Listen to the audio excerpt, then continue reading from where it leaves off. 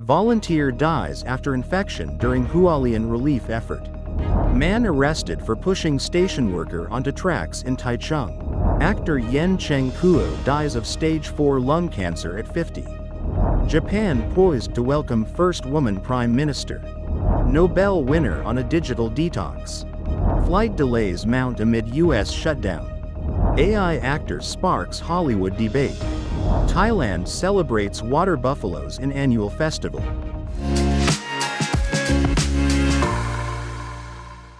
Hello everyone, I'm Oceana. Thank you for joining us on FUNDAY News. It is Wednesday, October 8th, World Octopus Day, and here are our top stories.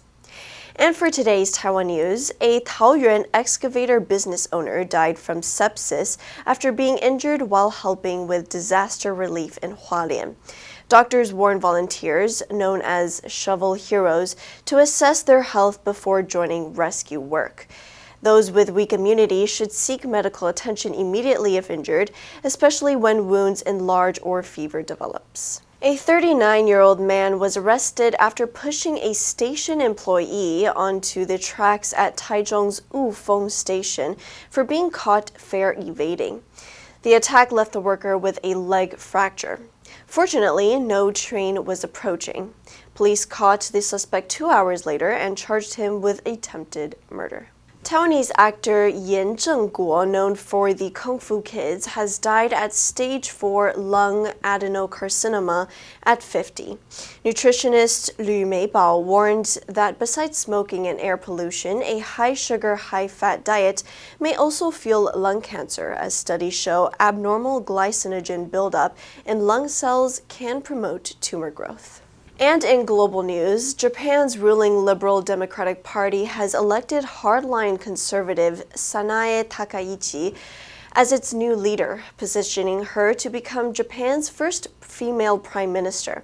Although the LDP-led coalition lost its majority in both houses in recent elections, the party still commands a majority in the more powerful lower house, making her path to premiership highly likely.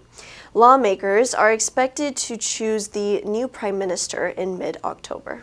Based on precedent, the more powerful lower house will first vote on its choice for prime minister, followed by the upper house. If there is a disagreement between the houses, the choice of the lower house prevails. Once the new prime minister is confirmed, incumbent Shigeru Ishiba will resign. Takaichi will appoint her cabinet, and the new lineup will go to meet the emperor to formalize the formation of the new government. The next prime minister's first overseas duty is likely to be attending an Association of Southeast Asian Nations, ASEAN, summit in Malaysia, followed by hosting U.S. President Donald Trump later this month. 3 scientists have won this year's Nobel Prize in Medicine for their groundbreaking discoveries on the immune system. American researchers Fred Ramsdell and Mary E. Brunko, along with Japan's Shimon Sakaguchi, were honored for identifying regulatory T cells, immune guards that prevent the body from attacking itself. However, Ramsdell was completely off the grid on a digital detox hiking trip, leaving the Nobel Committee unable to reach him when the announcement was made. According to AFP, Ramsdell's lab, Sonoma Biotherapeutics, said he was living his best life and currently on an unplugged wilderness trip. His colleague Jeffrey Bluestone confirmed he couldn't contact him either, suggesting Ramsdell might be hiking in a remote part of Idaho. The Nobel Committee also had difficulty reaching Brunko but eventually succeeded. Their joint research on regulatory T cells opened new paths in understanding immune tolerance and autoimmune diseases. Sakaguchi first identified these cells in 1995, while Ramsdell and Brunko made another key discovery in 2001, now leading to promising clinical applications.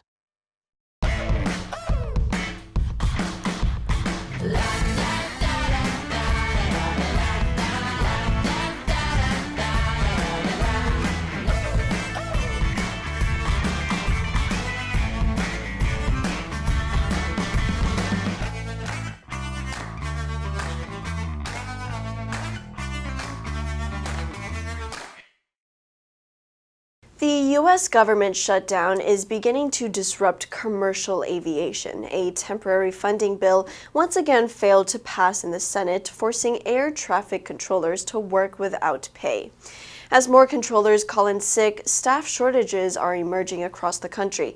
Hollywood Burbank Airport in California has temporarily closed its control tower, while major hubs like Newark and Denver are reporting growing flight delays and operational challenges. According to CNN, the Federal Aviation Administration announced that Hollywood Burbank Airport's control tower shut down at 7:15 p.m. local time Monday. Pilots will now communicate with controllers in other parts of Southern California using different radio frequencies. Meanwhile, flights to Newark Liberty and Denver International Airports have faced delays averaging nearly 1 hour and 39 minutes, respectively. U.S. Transportation Secretary Pete Buttigieg warned that unpaid controllers are taking sick leave or seeking second jobs, saying he hopes they can be properly compensated for their essential work.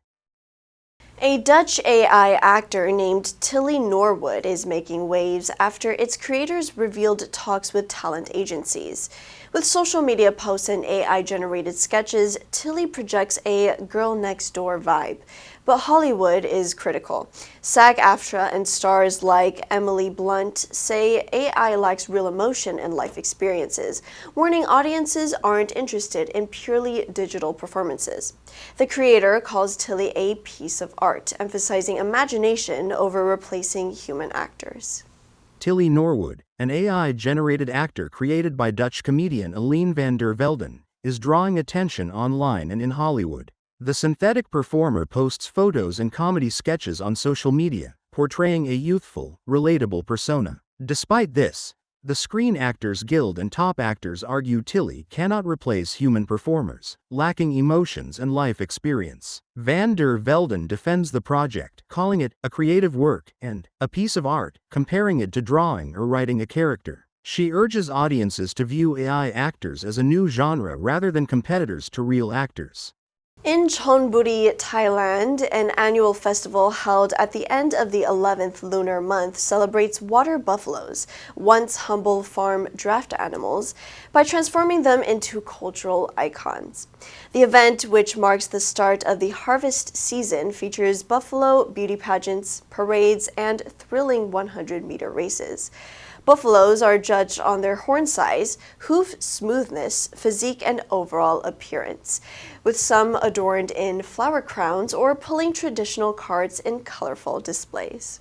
Beyond entertainment, the festival highlights the changing perception of buffaloes in Thai society, from mere laborers in the fields to prized symbols of heritage and pride. Thailand's water buffalo population was in decline for a time, but the contests have injected new interest in the animals, as well as a new industry enjoying government support. Since 2017, the Thai government has officially observed Thai Buffalo Conservation Day, supporting breeders and encouraging conservation efforts. For many participants, raising buffaloes is a cherished tradition and a source of identity, reflecting the sentiment that people raise buffaloes and buffaloes raise people.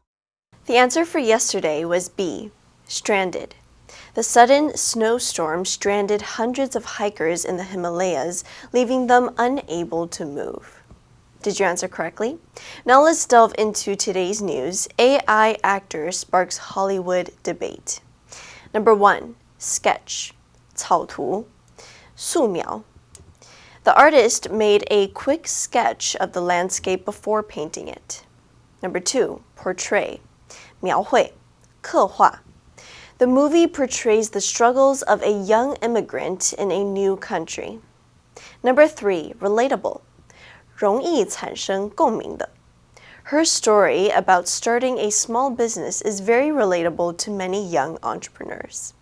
Next, we have a multiple choice question for everyone to practice. Which answer would you choose? You can write your answer in the comment section, and the correct answer will be announced tomorrow. Octopi are worthy of appreciation for a number of reasons. First of all, they are one of the Earth's greatest survivors. Indeed, despite their relatively short lifespan, octopus fossils date back more than 300 million years, meaning that they predate even dinosaurs. Perhaps one of the reasons that these unique creatures have survived so long under the sea is because they are also believed to be highly intelligent. And that's all for today's FUNDAY News. Be sure to tune into FUNDAY News from Monday to Friday and click the link below to join FUNDAY for free. I'm your host, Oceana, and I'll see you next time.